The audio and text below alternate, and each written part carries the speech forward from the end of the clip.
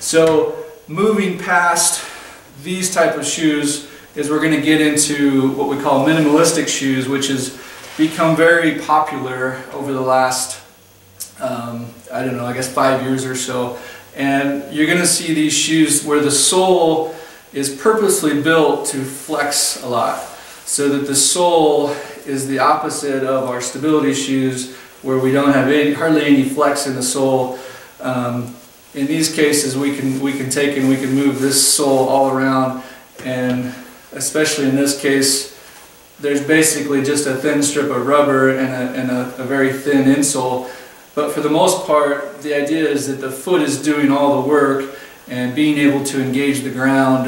more effectively, which is good if you have that type of foot that can handle it. A lot of the times we see people that do have very high arches or do have very flat feet, and these minimalistic shoes are not going to be well for them. They're going to start having trouble. They might feel good initially, but if they're wanting to use this shoe as a regular running shoe or even a regular daily walker at work, they're going to start to have trouble.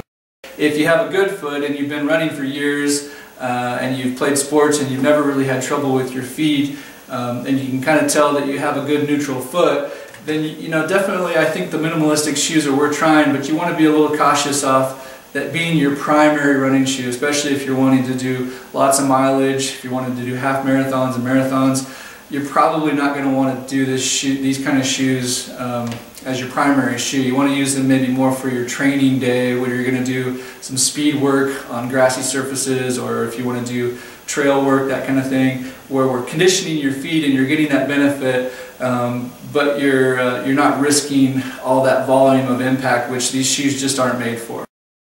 So those are the general categories for running shoes. You have your stability and motion control at one end of the spectrum, and you have your cushion and your minimalistic shoes at the other end of the spectrum. And again, if you have a foot that tends to want to be flatter and collapse on the inner arch area, you're going to want more of a stability type shoe that has more control built into the shoe. And if you have a foot that has more arch and potentially more rigidity, then you want a cushion-based shoe that's going to help your foot absorb a lot of that impact energy.